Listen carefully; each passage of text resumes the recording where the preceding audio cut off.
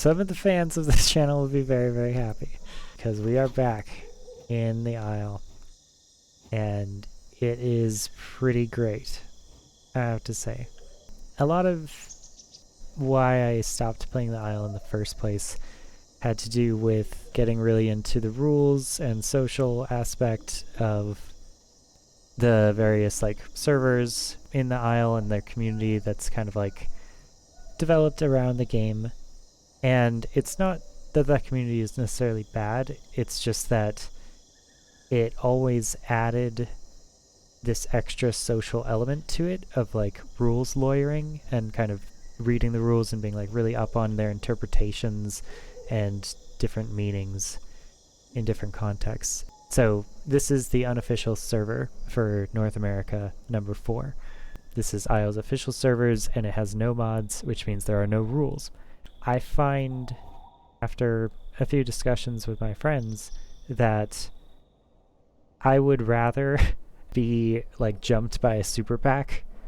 It's important to note many of the grievances in the original Legacy Isle that the community rules were designed to get rid of have been taken out in Everma already, just naturally by the game designer saying, hey, the new Dinosuchuses, the like super soldier crocs, you can only have 2 of them per group, right? Which mandatorily enforces a 2 apex group limit, which is one of the key rules that the early community like really appreciated and wanted.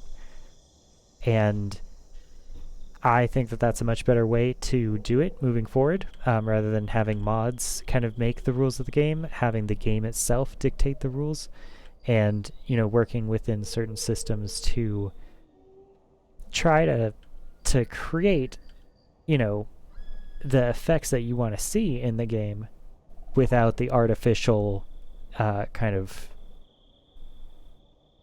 people having to go in and do it for you.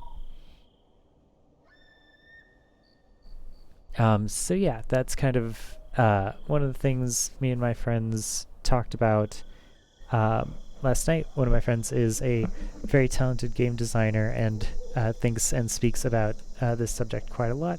And my other friends are also, you know, just flat geniuses in, you know, computer science and also just in general. Oh, we have 2 little pterodon friends.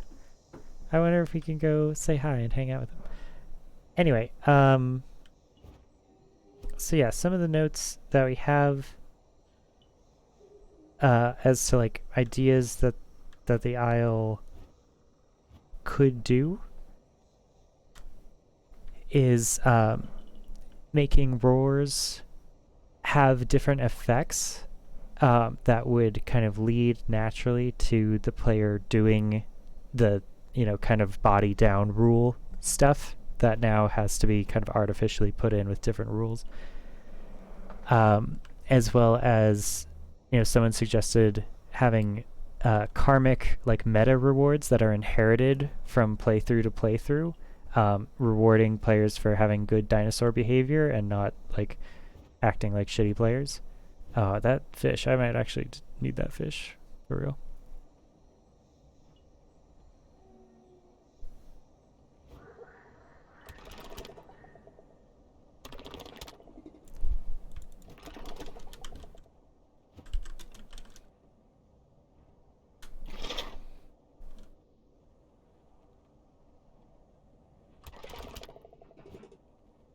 Local chat, I think, is a really great addition to the game.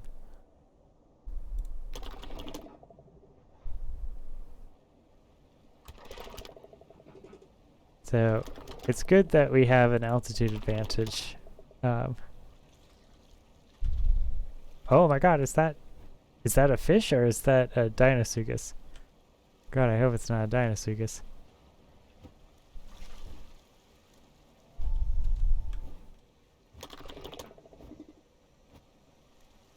I mean, I was on my Deinosuchus like just now.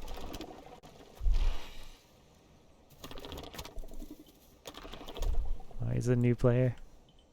Well, okay, let's get him to press F2 and accept F2.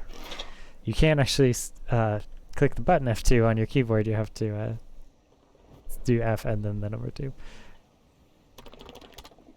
So, yeah, those were things that were suggested.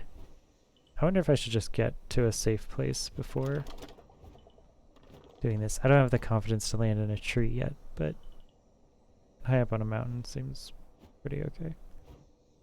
Maybe the mountain with foliage on it might be best. You never know who's watching. Nope. Z is the descent button. That was my bad. Okay, so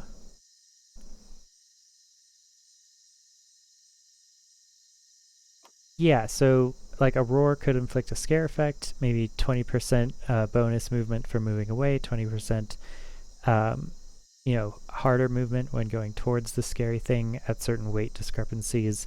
Having a dinosaur stress meter or stress bar that could reward different player activities that are encouraged, like herding for herbivores, or you know, not mixed packing. Like mixed packing could have a if an herbivore and a carnivore pack together for, like, you know, creating uber murder parties, they could, you know, have their stress bar go up and, you know, discourage that behavior.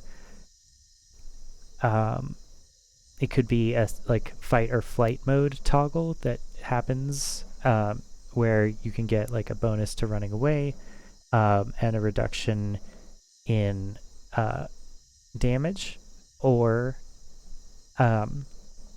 you could take the fight mode and have the bonus to be to damage, and you know, kind of have a bonus of staying in one area, or maybe a little AoE.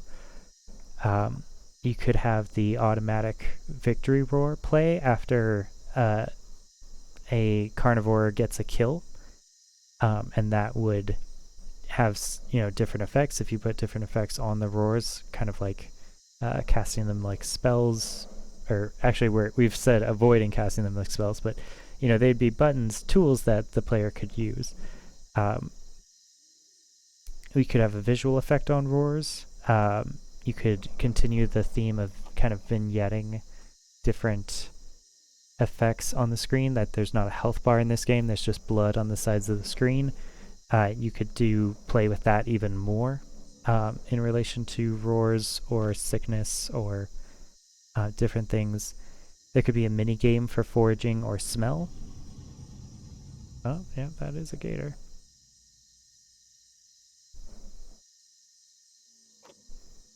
There could be medicinal plants. Oh, we actually do have that coming with smelling salts.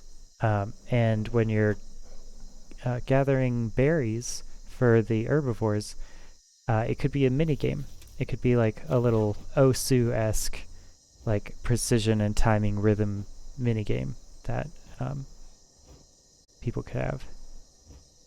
Oh wow, it's a Carnotaurus.